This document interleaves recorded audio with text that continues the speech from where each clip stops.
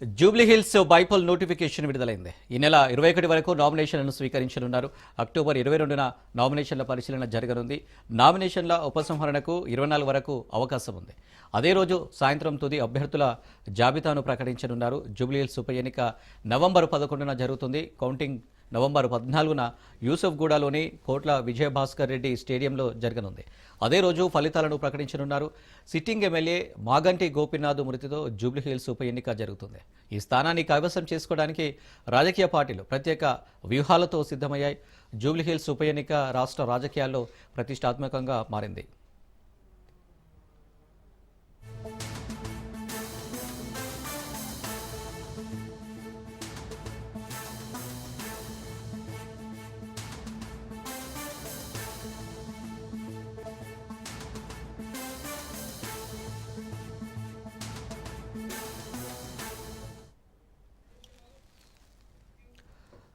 Jubilee Hills bypoll notification విడుదలైంది. ఈ నెల 21 వరకు నామినేషన్లను స్వీకరించనున్నారు. అక్టోబర్ 22న నామినేషన్ల పరిశీలన జరగనుంది.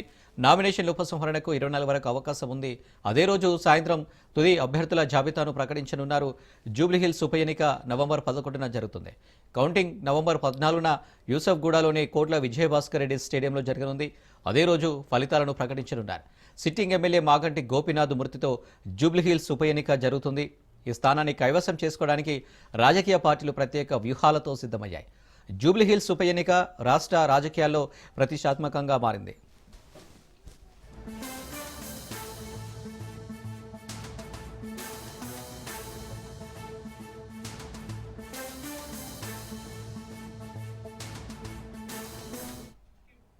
రైట్గా దీనికి సంబంధించి మరిన్ని డీటెయిల్స్ మా ప్రతినిధి రాజు లైవ్లో అందిస్తారు. రాజు, ఉప ఎన్నికకు సంబంధించి నోటిఫికేషన్ విడుదలైంది. ఈ రోజు నుంచి ఈ నెల 21వ తేదీ వరకు కూడా నామినేషన్ల స్వీకరణ కోసం సమయం ఇవ్వడం జరిగింది. ఈ నెల 24వ తేదీన నామినేషన్ విడ్రాల్కి అవకాశం కల్పించడం జరిగింది. అప్పటి వరకు నామినేషన్స్ ఉపసంహరణకు గడువు కూడా ఇవ్వడం జరిగింది. వచ్చే నెల 11వ తేదీన ఎలక్షన్ జరగబోతా ఉంది. 14వ తేదీన కౌంటింగ్ జరగబోతా ఉంది. ఈసారి ఎన్నికల సంస్కరణలో భాగంగా ఏదైతే అభ్యర్థి కలర్ ఫోటో, అదేవిధంగా ఈ యొక్క సంస్కరణలు ఈ ఉప ఎన్నికల నుంచే కూడా ఇక్కడ అమల్లోకి వస్తాయని ఎన్నికల సంఘం చెప్తా ఉంది. దీనికి సంబంధించి ఇప్పటికే పలు రాజకీయ పార్టీలు అభ్యర్థులను రంగంలోకి దించేందుకు వ్యూహాలను సిద్ధం చేసుకుంటున్నాయి. 11 గంటల నుంచి మధ్యాహ్నం 3 గంటల వరకు కూడా నామినేషన్ల స్వీకరణ కోసం అధికారులు ఇప్పటికే ఏర్పాట్లు చేయడం జరిగింది. షేక్పేట్లోని ఎంఆర్ఓ కార్యాలయంలో ఈ యొక్క నామినేషన్ల స్వీకరణకు అవకాశం కల్పిస్తూ అక్కడ రిటర్నింగ్ అధికారి ఇప్పటికే దీనికి సంబంధించి ప్రక్రియను కూడా ఏర్పాటు చేయడం జరిగింది. ఈ రోజు నుంచి ప్రారంభమయ్యే నామినేషన్లు ఈ నెల 21వ తేదీ వరకు కొనసాగుతూ ఉన్నాయి. వచ్చే నెల 11వ తేదీన ఎలక్షన్ జరగబోతా ఉంది. 14వ తేదీన కోట్ల విజయభాస్కర్ రెడ్డి స్టేడియం యూసఫ్గూడలో దీనికి సంబంధించి కౌంటింగ్ జరగబోతా ఉంది. Anil, right Raju, thank you. AP రాజధాని అమరావతిలో సిఆర్డీఏ ప్రధాన కార్యాలయ భవనాన్ని సీఎం చంద్రబాబు ప్రారంభించారు. ప్రస్తుతం చంద్రబాబు మాట్లాడుతున్నారు. లైవ్లో చూద్దాం. అవన్నీ తీసుకొని నేను బ్రిక్ బై బ్రిక్ డెవలప్ చేశా. ఆ అనుభవం నాకుంది. అయితే ఇక్కడ ఏం చేయాలో నాకు అర్థం కాకపోతే నాకు దారి చూపించింది ఇక్కడుండే రైతాంగం అని చెప్పి మరొకసారి మీ అందరికీ విజ్ఞప్తి చేస్తున్నా. మీలో ఎందుకంటే భూమి అనేది ఒక సెంటిమెంట్. నేను ఎక్కడ ఏ ప్రాజెక్ట్ని కట్టినా మీరు ఒక్కసారి చూస్తే ఎక్కడ కూడా ఫెయిల్ కాలా. హైదరాబాద్లో ఎయిర్పోర్ట్ కట్టాం, 5,000 ఎకరాలు. నేను డే 1 ఒకే మాట చెప్పాను. నేను చెప్పింది మీరు ఎయిర్పోర్ట్కి భూమి ఇవ్వండి, ఇక్కడ ఎయిర్పోర్ట్ కడతాం, లిబరల్గా కాంపన్సేషన్ ఇస్తాం, అది పక్కన మీరు కొనుక్కోండి, దీనికంటే 10 ఇంతలు రేటు పెరుగుతుందని చెప్పి చాలా స్పష్టంగా చెప్పాను. వాళ్ళు ఆ పని చేశారు. ఎంతమంది రెచ్చగొట్టినా వినకుండా చేస్తే అక్కడ ఎయిర్పోర్ట్కి ల్యాండ్ ఇచ్చి పక్కన ల్యాండ్ కొనుక్కున్న వాళ్ళందరూ కోటీశ్వర్లు అయ్యారంటే అది ఆ రోజు నేను చూపించిన విజన్ అని చెప్పి కూడా నేను మీకు తెలియజేస్తున్నా. ఆ నమ్మకంతో మీరు ముందుకొచ్చారు. ముందుకొచ్చి దగ్గర ల్యాండ్ పూలింగ్ కాన్సెప్ట్ ఇది ప్రపంచంలోనే నూతనమైంది. ఎక్కడ ఏ దేశంలో కూడా సక్సెస్ కాలా. అలాంటి నూతనమైన విధానానికి ఆ రోజు నారాయణ గారు, శ్రావణ్ కుమార్ గారు, పుల్లారావు గారు కూడా ఉన్నారు. ఆ రోజు మంత్రి పుల్లారావు, స్థానిక శాసనసభ్యుడు మనం శ్రవణ్ కుమార్ గారు, నారాయణ గారు మంత్రి, మీ అందరితో నెగోషియేషన్లు చేశారు. మీరందరూ ముందుకు వచ్చారు.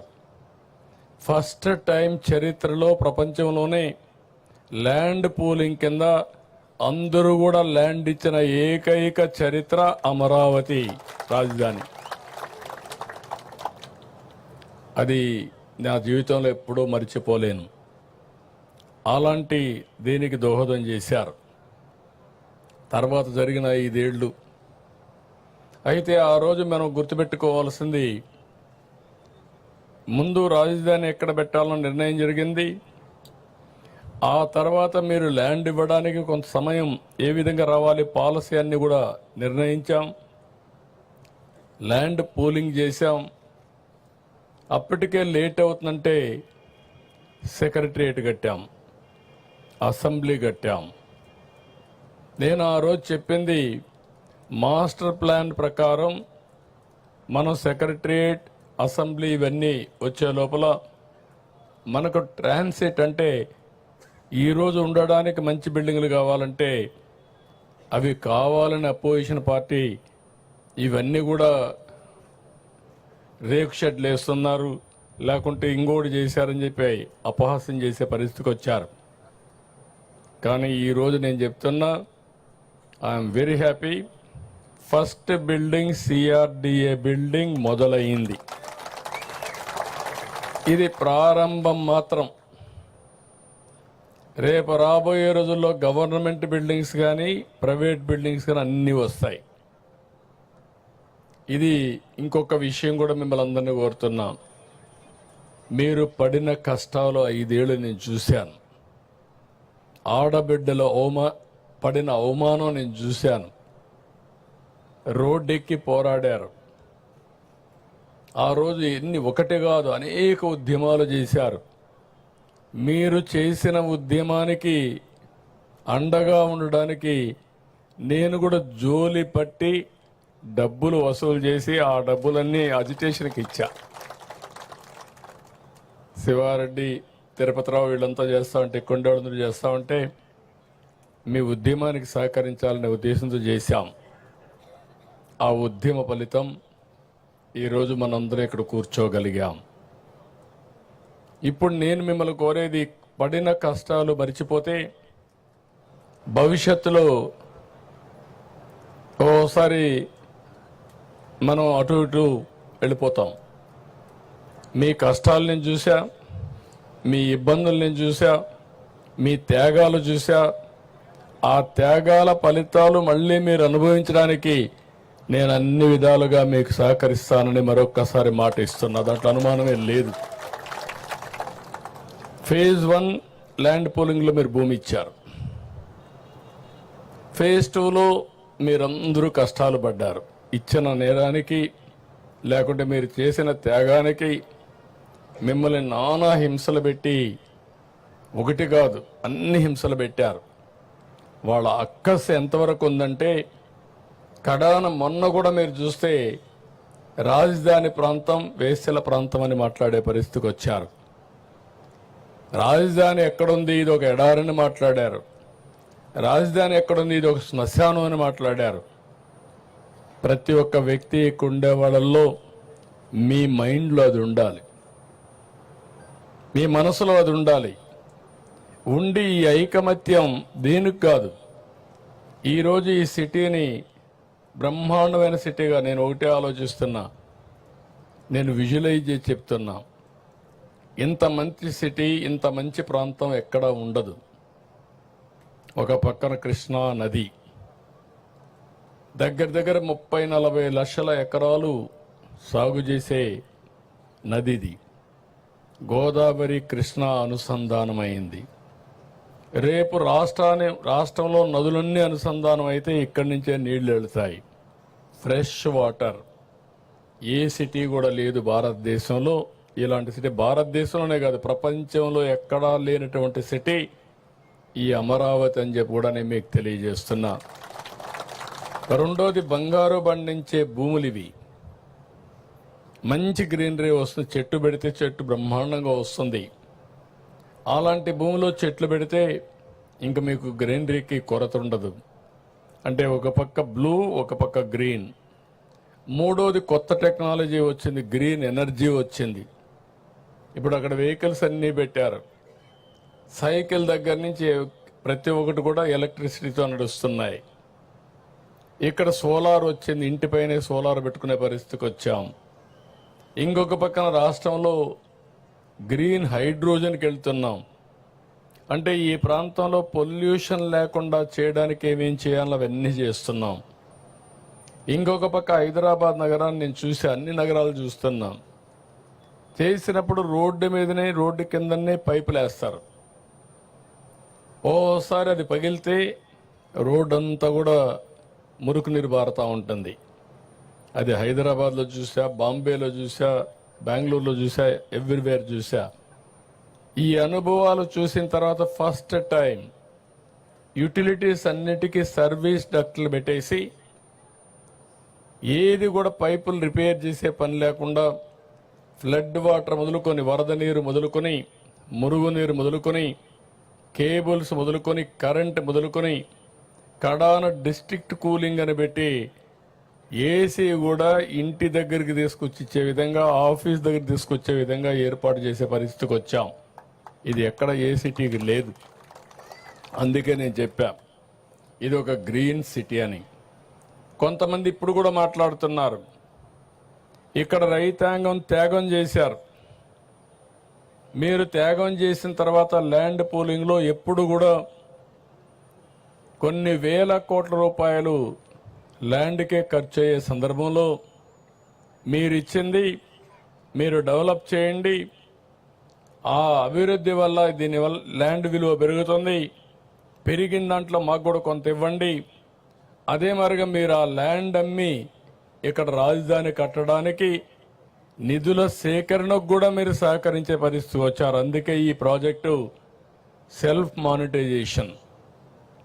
అంటే ఒక్క రూపాయి కూడా గవర్నమెంట్ డబ్బులు ఖర్చు పెట్టడం లేదు. నేను విమర్శించే వాళ్ళకందరికీ ఒకే మాట చెప్తున్నా, మీరు ఎప్పుడు విమర్శించిన దాంట్లో మాకు కూడా కొంత ఇవ్వండి, అదే మరిగా మీరు ఆ ల్యాండ్ అమ్మి ఇక్కడ రాజధాని కట్టడానికి నిధుల సేకరణకు కూడా మీరు సహకరించే పరిస్థితి వచ్చారు. అందుకే ఈ ప్రాజెక్టు సెల్ఫ్ మానిటైజేషన్.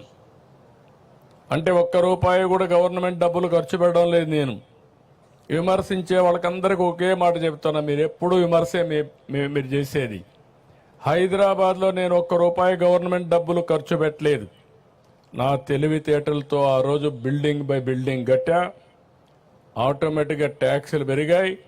ఈరోజు హైదరాబాద్ నగరం వల్ల తెలంగాణ రాష్ట్రానికి 70% వనరులు హైదరాబాద్ నుంచి వస్తున్నాయంటే అది ఆ రోజు నేను వేసిన ఫౌండేషన్ అని చెప్పి మీకు తెలియజేస్తున్నా. అక్కడ ల్యాండ్ ఇచ్చాను, ఇక్కడ ల్యాండ్ పూలింగ్లో ల్యాండ్ మీరు ఇచ్చారు. ఆ ల్యాండ్లో కొంత ల్యాండ్ రిజర్వ్ చేసి ఆ ల్యాండ్ కూడా అమ్మి, ఇప్పుడు నిన్న చూస్తే హైదరాబాద్లో నాకు ఎంత ఇది రాయదుర్గ్లో ఎకరా 177 కోట్లు. నేను హైటెక్ సిటీ స్టార్ట్ చేసినప్పుడు హైటెక్ సిటీ ఎదురుగా ఎకరా 1,00,000 రూపాయలు. ఈరోజు 177 కోట్లు అంటే ఎన్ని రెట్లో మీరు ఒకసారి ఆలోచించుకోండి. అంటే ఈరోజు మీరు గుర్తుపెట్టుకోవాల్సింది, ఈరోజు సిటీ ఇక్కడికి ఆగిపోతే ఒక చిన్న సిటీగా తయారవుతుంది. హైదరాబాద్ ప్రారంభించింది సైబరాబాద్లో. ఎయిర్పోర్ట్ ఎక్కడ కట్టాం? శంషాబాద్లో. ఇంకొక పక్కన గచ్చిబౌల్లో మీకు స్పోర్ట్స్ సిటీ కట్టాం. జినాం వ్యాలీ ఎక్కడ కట్టామంటే ఇంకొక సైడ్ కట్టాం. రామోజీ ఫిల్మ్ సిటీ ఇంకొక సైడ్ వచ్చింది. సింగపూర్ టౌన్షిప్ ఉప్పల్లో వచ్చింది. స్టేడియం ఉప్పల్లో కట్టాం. దాంతో ఏమైందంటే 9 మున్సిపాలిటీలు కలిపి ఔటర్ రింగ్ రోడ్ వేసి 163 కిలోమీటర్ల రోడ్ వేసి హైదరాబాద్కి ఒక వడ్డాణం, ఒక నెక్లెస్ తయారు చేశాం. ఆ రోడ్ని మీరు చూస్తే ఎవరు ఇప్పుడు చేయలే, రిప్లికేట్ కూడా చేయలే. ఇప్పుడు డెవలప్మెంట్ అంతా చుట్టూరు జరుగుతూ ఉంది. కోర్ ఏరియాకు ఎక్కడ లేని డిమాండ్ పెరిగిపోయింది. కోర్ ఏరియా ఏది? సైబరాబాద్. సైబరాబాద్ అంతా కూడా బ్రహ్మాండంగా రేటు పెరిగింది. అక్కడి నుంచి చుట్టుపక్కలంతా పెరిగే పరిస్థితికి వచ్చింది. ఒకప్పుడు హైదరాబాద్లో అబిడ్స్ సెంటర్ ఎన్టీ రామారావు గారు ఉన్నప్పుడు ఎవరు వచ్చినా అబిడ్స్లో ఉండేవాళ్ళు. అందుకే ఆయన కట్టిన థియేటర్ కూడా 35 mm 70 mm ఎన్టీఆర్ ఎస్టేట్ అబిడ్స్లో కట్టాడు. తర్వాత జూబ్లీ హిల్స్, బంజారా హిల్స్ వచ్చింది, తర్వాత జూబ్లీ హిల్స్ వచ్చింది, తర్వాత సైబరాబాద్ వచ్చింది. సైబరాబాద్ వచ్చిన తర్వాత అబిడ్స్ని మర్చిపోయారు. ఇప్పుడు హైదరాబాద్ ఏదో పాత నగరం అయిపోయింది. అంటే ఈరోజు రాబోయే రోజుల్లో విజయవాడ, గుంటూరున్న, తెనాలున్న ఫ్యూచర్ సిటీ అమరావతి. ఇది seat of power, seat of governance. ఇది గవర్నెన్స్ ఇక్కడి నుంచి రన్ అవుతుంది. ఇది అయిన తర్వాత మొత్తం పెరగకపోతే మనం కూడా ఇది ఒక మున్సిపాలిటీ మారిగా ఉంటుంది. మీరు అందరూ గుర్తుపెట్టుకోవాలి. దీనికి విలువ పెరగాలంటే కంటిన్యూగా సపోర్టింగ్ ఇన్ఫ్రాస్ట్రక్చర్ రావాలి. హైదరాబాద్లో ఇన్నర్ రింగ్ రోడ్ వచ్చింది, అవుటర్ రింగ్ రోడ్ వచ్చింది, సిటీ నుంచి కొన్ని రోడ్లన్నీ కనెక్టివిటీ వచ్చాయి. అక్కడ సరిగా చేయలేకపోయాం, బిల్డింగ్లన్నీ కట్ చేయలేం. కాబట్టి ఇక్కడ బిల్డింగ్లు కట్ చేయాల్సిన అవసరం లేదు, ప్లెయిన్ ల్యాండ్ ఉంది. సింగపూర్ ఇచ్చిన ప్లానింగ్ మీరు చూస్తే one of the best plan. Seed capital, seed, దీని తర్వాత ఏరియా, ఈ ఏరియా కోర్ క్యాపిటల్, ఆ తర్వాత ఏరియా మొత్తం కలిసి సిఆర్డిఏ ఏరియా మొత్తం రీజియన్ తీసుకొచ్చారు. దానికి 7 రాజధానులకు మన రాజధాని నుంచి 7 రోడ్లు పోతాయి డిఫరెంట్ స్టేట్స్కి. ఇవన్నీ కూడా మనకు రాబోయే రోజుల్లో చాలా ఉపయోగపడతాయి. నేను ఒకటే చెప్తున్నా, ఇక్కడుండే రైతాంగం నెక్స్ట్ లెవెల్కి మీరు ఆలోచించాలి. ఇక్కడ మీ ఎంపీ ఉన్నాడు. మీ ఎంపీ ఒకసారి మీ మారిగానే ఒక సాధారణ కుటుంబంలో పుట్టాడు, నా మారిగానే చదువుకున్నాడు, అమెరికాకి వెళ్ళాడు, అక్కడ ఒక ఐటీ కంపెనీ పెట్టాడు డాక్టర్గా ఉండి, బాగా డబ్బులు సంపాదించి మళ్ళీ తిరిగి ఇక్కడికి వచ్చాడు ప్రజాసేవకు. అంటే ఒక సక్సెస్ స్టోరీ చిన్న వయసులోనే. అక్కడి నుంచి ఎంపీగా సునాయాసం గెలిచాడు. కేంద్రంలో డబుల్ ఇంజిన్ సర్కార్ వచ్చింది, మనకు అవకాశం వచ్చింది, ఆయనకు కూడా జాక్ పాట్ వచ్చింది. ఒక మాటలో చెప్పాలని ప్రజాసేవ చేయడానికి ఇంత తొందరలు ఇవి రావు. అది మీ ఎంపీ కావడం మీ అందరి అదృష్టం. అది కూడా చెప్తున్నా, గుర్తుపెట్టుకోవాలి. ఇక్కడ మీ ఎంపీ లెవెల్ హెడ్గా ఉన్నాడు, చేయాలని తపనుంది, డెవలప్మెంట్ చేయాలని తపనుంది, ప్రపంచాన్ని చూశాడు, దేశంలో మంత్రిగా ఉన్నాడు. ఆయనకు కూడా చెప్పా, ఎక్కువ సమయం స్పెండ్ చేయండి. ఇక్కడ రైతాంగం ఎవరైతే ఈ ప్రాంతంలో భూమి ఇచ్చారో వీళ్ళని ప్రయోజకులుగా తయారు చేయాలంటే ఏమేమి తయారు చేయాలనో ప్లానింగ్ తయారు చేయమని వారికి కూడా చెప్పా. నేను ఇంకొక మాట కూడా చెప్పాను, ఎక్కడ పోయినా మిమ్మల్ని గురించి ఆలోచిస్తాను. ఒక ఉదాహరణ ఎస్ఆర్ఎం విట్టుకు చెప్పాను. నేను ఎప్పుడూ చెప్పేవాడిని, ఒకప్పుడు హైదరాబాద్లో మీరు చూస్తే ఎక్కువ భూమి పేదవాళ్ళకు ఉండేటివి. నేను పదే చెప్పేవాడిని, మీరు భూమి అమ్మద్దండి, అమ్మేస్తే తక్కువ దొరకబోతుంది, దీని విలువ పెరుగుతుంది, మీరు పెట్టుకోమని చెప్పేవాడిని. కొంతమంది సరే అవసరాలు లేకుండా తెలియని తరం కూడా ఉండి అమ్మేవాళ్ళు. అమ్మితే డబ్బులు వస్తే ఏం చేయాలో తెలిసేది కాదు. అంత మునుపు 50,000, 30,000, 10,000 రూపాయలు అమ్మే ఎకరా 4 కోట్లు 5 కోట్లు అమ్మితే ఆ డబ్బులు ఎక్కడ పెట్టుకోవాలో తెలిసేది కదా. అప్పట్లోనే గోను సంచుల్లో పెట్టుకునేవాళ్ళు. నేను ఎప్పుడూ ఎగ్జాంపుల్ చెప్పేవాడిని, వీళ్ళంతా నేరుగా 5 స్టార్ హోటల్ పోయి కాస్ట్లీయెస్ట్ విస్కీ పేరు తెలియదు కానీ ఆ హోటల్లో ఉండి విస్కీ తాగాలనేవాళ్ళు. అప్పుడు నేను ఇవన్నీ మళ్ళీ చెప్పేవాడిని. ఇక్కడే మీకు కూడా చెప్తున్నా, దుర్వినియోగం చేయొద్దండి. అమరావతి రైతాంగం అంతా మీరు మీ పిల్లలు ఆలోచించండి. అందరం సాధారణ కుటుంబాలను పుడతాం. వచ్చిన అవకాశాన్ని ఉపయోగించుకుంటే మనం అనుకున్న స్థాయికి ఎదిగేదానికి అవకాశం ఉంటుంది. మీరు ఇంటికి ఒక ఆంట్రప్రెన్యూర్ అన్నాను. ఆ ఆంట్రప్రెన్యూర్ అనేది అమరావతి నుంచే ప్రారంభం కావాలనేది నా ఆలోచన. ఇక్కడ విట్టు, ఎస్ఆర్ఎం, రేపు రాబోయే రోజుల్లో టెక్నాలజీ కోసం బిట్స్ బిలాని ప్రపంచంలో ఉండే యూనివర్సిటీస్ అన్నీ వస్తాయి. ఇక్కడే మీ భూమిలో మీరు చూస్తే క్వాంటమ్ కంప్యూటింగ్ వస్తూ ఉంది. క్వాంటమ్ వాల్యూగా డిక్లేర్ చేశాను. విశాఖపట్నంలో నిన్నే గూగుల్, ఈరోజు ఢిల్లీకి వెళ్తున్నా, గూగుల్ కూడా వచ్చే పరిస్థితికి వచ్చింది.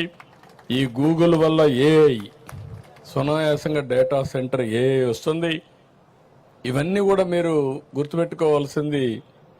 నాకు కూడా అర్థమయ్యేవన్నీ కాదు, నేను మొదటి నుంచి కూడా ఏదైనా అర్థం చేసుకొని ప్రపంచంలో ఏది జరుగుతుందో దాన్ని ముందు ఊహించి మన తెలుగు జాతికి అందించాలనేది నా ఆకాంక్షని మరొక్కసారి మీ అందరికీ తెలియజేస్తున్నా. ప్రధానమంత్రి గారు క్వాంటమ్ మెషిన్ పెట్టాడు, నేను క్వాంటమ్ కంప్యూటర్ అమరావతి తీసుకొచ్చా. ప్రధానమంత్రి గారు గ్రీన్ హైడ్రోజన్ మిషన్ పెట్టాడు, నేను ఆంధ్రప్రదేశ్ని గ్రీన్ హైడ్రోజన్ వ్యాలీగా తయారు చేస్తున్నా. అందరూ ఏ గురించి మాట్లాడుతున్నారు. హైదరాబాద్లో మీరు ఆ రోజు హైటెక్ సిటీ, ఐటీ, ఒకే ఒక నిర్ణయం, మీ ఊర్లో కూడా ఉంటారు. ప్రపంచంలో ఏ దేశానికి పోయినా హైయెస్ట్ పర్ క్యాపిటల్ ఇన్కమ్ ఎవరిదంటే తెలుగువారిది. అది తెలుగువారి యొక్క ప్రతిభని మరొకసారి మీ అందరికీ విజ్ఞప్తి చేస్తున్నా. ఇప్పుడు ఏ అయిపోయింది, డేటా సెంటర్, లేకపోతే క్వాంటమ్ కంప్యూటర్, ఇంకొక పక్కన ఎక్కడికక్కడ ఆర్టిఫిషియల్ ఇంటెలిజెన్స్. ఆర్టిఫిషియల్ ఇంటెలిజెన్స్ వల్ల నిర్ణయాలు చేయడం చాలా ఈజీ అవుతుంది, చాలా అక్యురసీ వస్తుంది. నేను ఇక్కడే ముగ్గురికి నారాయణ గారికి చెప్తున్నా. నారాయణ గారు ఫస్ట్ నుంచి అసోసియేట్ అయ్యాడు, శ్రావణ్ కుమార్ ఫస్ట్ నుంచి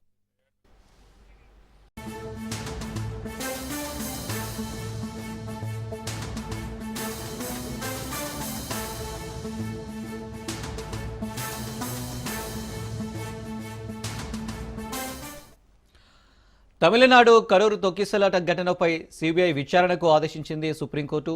తమిళనాడులో నటుడు, టీవీకే వ్యవస్థాపకుడు విజయ్ రాజకీయ ర్యాలీ సందర్భంగా జరిగిన కరూరు తొక్కిసలాటలో 41 మంది ప్రాణాలు కోల్పోయారు. 100 మందికి పైగా గాయపడ్డారు. విషాద సంఘటనపై సిబిఐ విచారణ కోరుతూ దాఖలైన పిటిషన్లపై సుప్రీంకోర్టు ఇవాళ విచారణ జరిపింది. తొక్కిసలాట ఘటనపై సిబిఐ విచారణకు ఆదేశించింది. తమిళనాడు కరూరు తొక్కిసలాట ఘటనపై సిబిఐ విచారణకు ఆదేశించింది సుప్రీంకోర్టు. తమిళనాడులో నటుడు, టీవీకే వ్యవస్థాపకుడు విజయ్ రాజకీయ ర్యాలీ సందర్భంగా జరిగిన కరూరు తొక్కిసలాటలో 41 మంది ప్రాణాలు కోల్పోయారు. 100 మందికి పైగా గాయపడ్డారు. విషాద సంఘటనపై సిబిఐ విచారణ కోరుతూ దాఖలైన పిటిషన్లపై సుప్రీంకోర్టు ఇవాళ విచారణ జరిపింది. తొక్కిసలాట ఘటనపై సిబిఐ విచారణకు ఆదేశించింది. ఇక తమిళనాడు కరూరు తొక్కిసలాట ఘటనపై సిబిఐ విచారణకు ఆదేశించింది సుప్రీంకోర్టు. ఇక దీనికి సంబంధించి మరిన్ని డీటెయిల్స్ మా ప్రతినిధి పవన్ లైవ్లో అందిస్తారు.